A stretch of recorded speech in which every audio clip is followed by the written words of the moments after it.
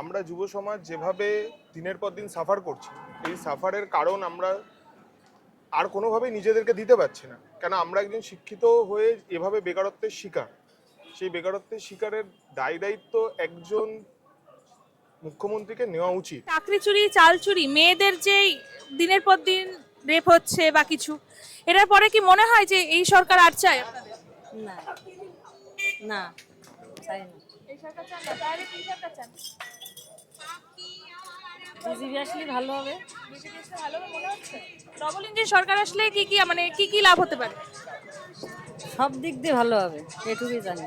বর্তমান যা পরিস্থিতি চলছে, আর দেখছেন তো চারিদিকে সব মতবিরোধ চলছে, গোষ্ঠীদ্বন্দ্ব চলছে চারিদিকেই। তো আমাদের মনে হয় আমরা একবার নতুন মুখের আবির্ভাব দেখতে চাই। দিদি, চাকরি চুরি, চাল চুরি, মেয়েদের যে দিনের পর দিন রেপ হচ্ছে বা কিছু, এটার পরে কি মনে হয় যে এই সরকার আর চায় আপনাদের? না, না, চাই না। এই সরকার চান না, তাহলে কি সরকার চান? বিজেপি আসলে ভালো হবে। বিজেপি আসলে ভালো হবে মনে হচ্ছে। ডবল ইঞ্জিন সরকার আসলে কি লাভ হতে পারে? সব দিক দিয়ে ভালো হবে, এটুকুই জানি। সব দিক থেকে ভালো হবে, মেয়েদের সুরক্ষা পাবে। হ্যাঁ, পাবে। ধন্যবাদ দাদা। দিনের পর দিন যে এসএসসি স্ক্যামটা হচ্ছে, এর ফলে বহু মানুষের চাকরি বাতিল গেছে। এম, এত বছর ক্ষমতা থাকার সত্ত্বেও এই এত বড় জিনিস হলো কি করে, আপনার কি মনে হয়? আমি নতুন যুব সমাজের হয়ে কথাটা তোমায় বলি। আমরা যুব সমাজ যেভাবে দিনের পর দিন সাফার করছি, এই সাফারের কারণ আমরা আর কোনোভাবেই নিজেদেরকে দিতে পারছি না। কেন আমরা একজন শিক্ষিত হয়ে এভাবে বেকারত্বের শিকার, সেই বেকারত্বের শিকারের দায় দায়িত্ব একজন মুখ্যমন্ত্রীকে নেওয়া উচিত। এক্ষেত্রে এসএসসি স্ক্যাম আমি শুধু এটা নিয়ে বলবো না।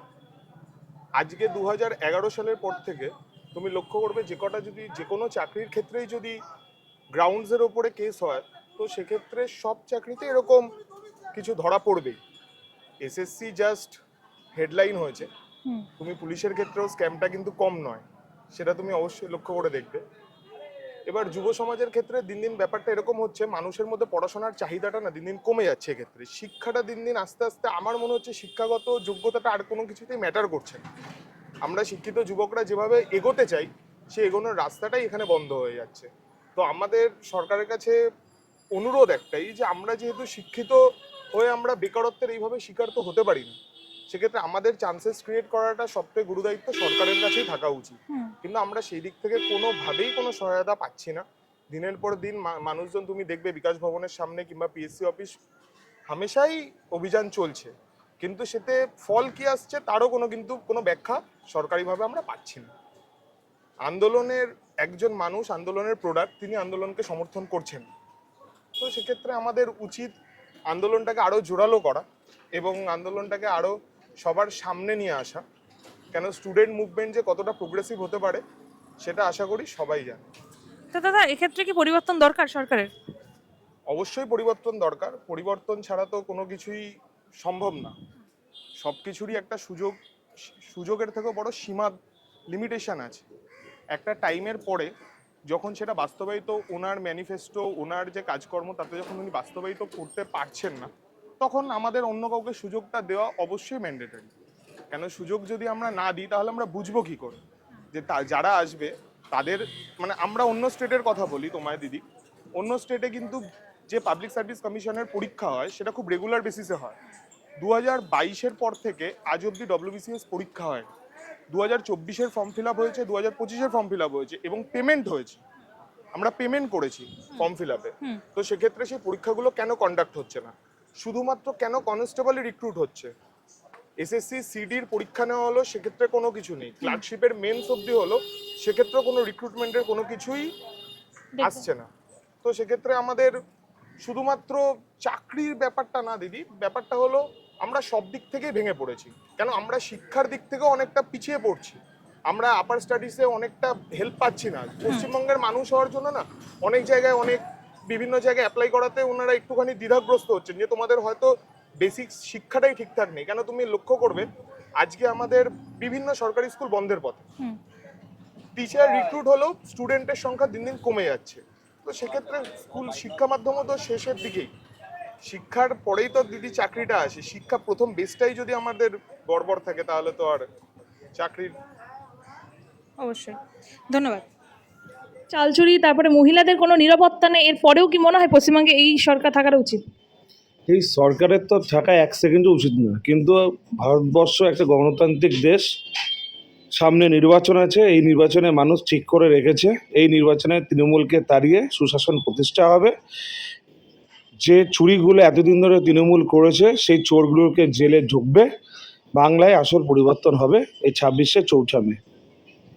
আম, এই যে কয়লার চুরি হলো বা রাস্তাঘাটের এই অবস্থা, বিজেপি সরকার আসলে কতটা পরিবর্তন হবে? আপনি বিজেপি সরকার আসলে কি হবে সেটা বলার আগে, বাইরে 21খানা রাজ্যে বিজেপি সরকার আছে। আপনি গুজরাট দেখুন, বিহার দেখুন, মধ্যপ্রদেশ দেখুন, উত্তরপ্রদেশ দেখুন, যেভাবে সেজে উঠেছে। বাংলাও পিছিয়ে থাকবে না, ডবল ইঞ্জিন সরকারের হাত ধরে বাংলাতেও খুব উন্নতি হবে। ধন্যবাদ। বর্তমান যা পরিস্থিতি চলছে, আর দেখছেন তো চারিদিকে সব মতবিরোধ চলছে, গোষ্ঠীদ্বন্দ্ব চলছে চারিদিকেই। তো আমাদের মনে হয় আমরা একবার নতুন মুখের আবির্ভাব দেখতে চাই। পরিবর্তন তো দরকার আছেই, পরিবর্তন না হলে হবে? এখন তো আমরা তো এরা আসলে ফিরে আবার এই লুটে পেটে খাবে তো। হ্যাঁ? তাহলে ডবল ইঞ্জিন সরকার দরকার? হ্যাঁ, ডবল ইঞ্জিন সরকার বা বিজেপি সরকার দরকার? দেখা যাক কি করে। ডবল ইঞ্জিন সরকার যদি আসে তখন দেখা যাবে। দিদি, পশ্চিমবঙ্গে দিনের পর দিন মেয়েদের রেপ হচ্ছে, এবার সেক্ষেত্রে কি প্রশাসন বা আপনার কি সত্যি মনে হয় প্রশাসন কোনো ভূমিকা পালন করছে?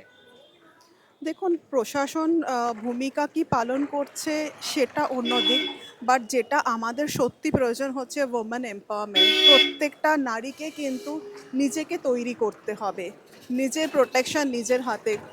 আমার একটা ইনসিডেন্ট হতে তো সময় লাগবে না, হওয়ার পরে তো প্রশাসন জানছে। তাহলে আমার যাতে এই রকম পরিস্থিতিতে আমি কি করে মোকাবিলা করব সেটা আমার জানাটা ভীষণ প্রয়োজন। কিন্তু আমার এখানে একটা প্রশ্ন আছে, প্রশাসনকে যদি মানে যারা রেপিস্ট তারা ভয়ই না পায়, তাহলে তো অভয়া, কামদুনি এর মতন ঘটনা ঘটবেই।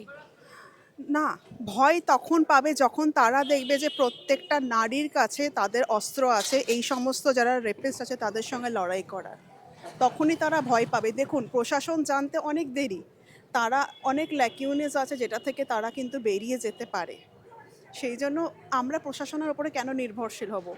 Why we are not self dependent? We should be self dependent, এবং আমাদেরকে লড়তে হবে, এটা আমার লড়াই। এরকম প্রত্যেকটা নারী যদি জেগে ওঠে তাহলে কিন্তু এই ধরনের যারা কাইয়ার যারা লোকজন, যারা অ্যাকচুয়ালি ভাবে যে নারী হচ্ছে খেলার বস্তু, তারা এগুলো করার জন্য সাহস পাবে না। ধন্যবাদ।